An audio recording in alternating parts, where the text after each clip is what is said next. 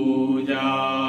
गुरु गोविंद गुरु मेरा पार ब्रह्म, गुरु भगवंत गुरु मेरी पूजा।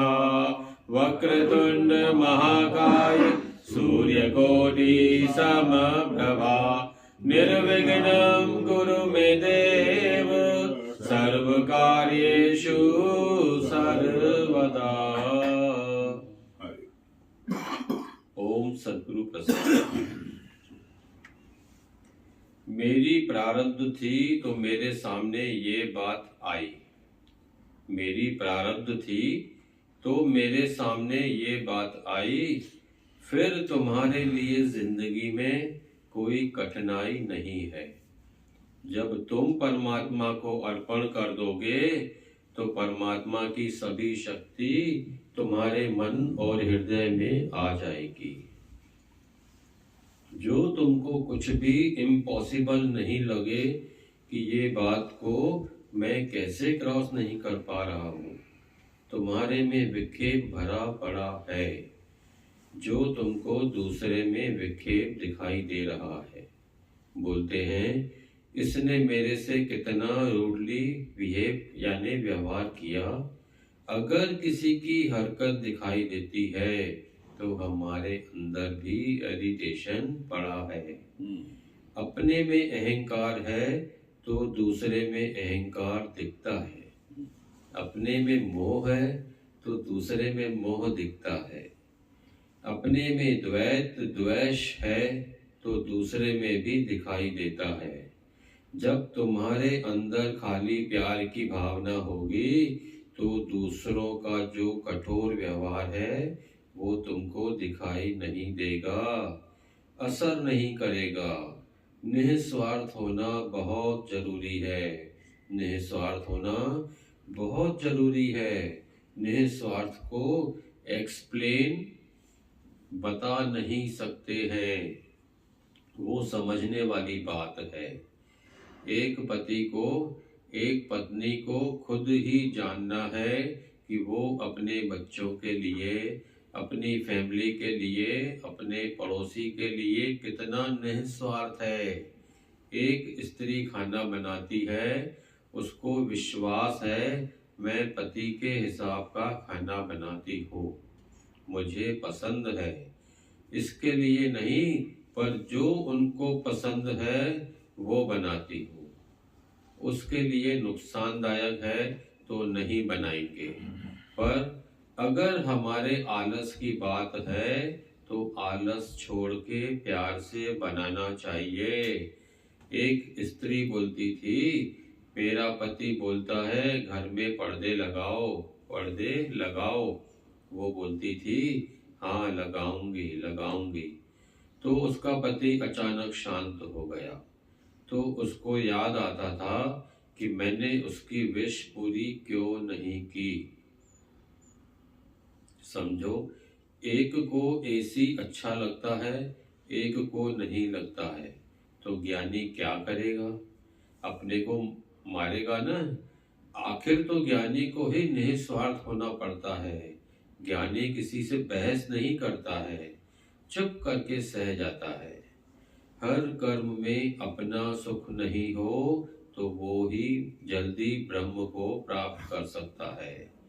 हर कर्म में अपना सुख नहीं हो तो वो ही जल्दी ब्रह्म को प्राप्त कर सकता है। वो ही निराकार के नजदीक पहुंच सकता है। निस्वार्थ बनने से दुआएं कितनी मिलती हैं, ये मनुष्य समझ नहीं पाता है। अगर वो निस्वार्थ सेवा करता है तो ऑटोमेटिक उसको सबकी दुआ मिलती है। स्वार्थ से कर्म करता है तो स्वार्थ से सेवा करता है तो ऑटोमेटिक उसको सबकी दुआ मिलती है। स्वार्थ से कर्म करता है तो उसको मालूम पड़ जाता है। अज्ञानी को भी पता चल जाता है कि स्वार्थ से कर रहा है या निस्वार्थ से। हम निष्काम कितने हैं, सब हमारी फोटो निकाल लेते हैं।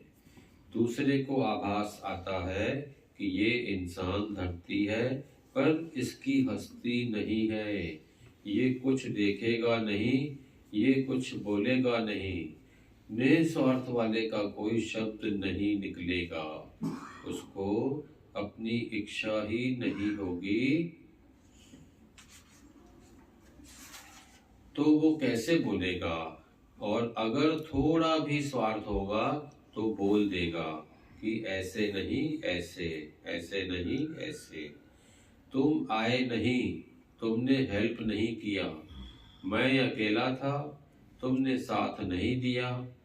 एक लेडी आगरा से बॉम्बे ऑपरेशन कराने आई, साथ में किसी को लाई नहीं।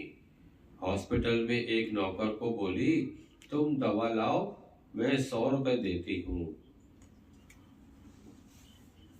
अकेले ही ऑपरेशन करा के चली गई। फिर याद भी नहीं होना चाहिए कि मेरे पास कोई आया नहीं, मैंने अकेले सब कुछ किया। निष्काम होकर फिर याद भी नहीं करना चाहिए, मन में रखना नहीं चाहिए ना। इससे अच्छा किसी को बोल दो या तो फिर कर्म नहीं बनाओ। मन में जमा नहीं करो, जो उम्मीदें रखते हैं वो ही जन्म मरण का कारण बन जाते हैं, क्योंकि वो अनकॉन्शियसनेस में पड़ा रहता है। ब्रह्म छूट जाता है।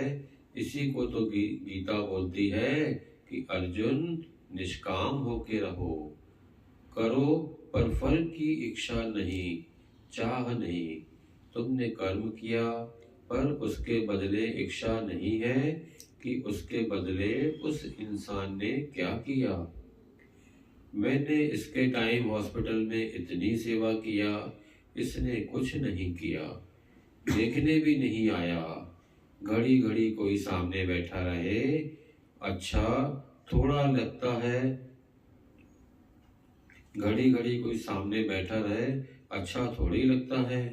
हमको कोई तकलीफ हुई, हम 2 महीना हॉस्पिटल में, अब हमने भगवान को बोला, भगवान प्लीज किसी को नहीं भेजो। कोई कुछ देके जाता था, हम बोलते थे रख के जाओ।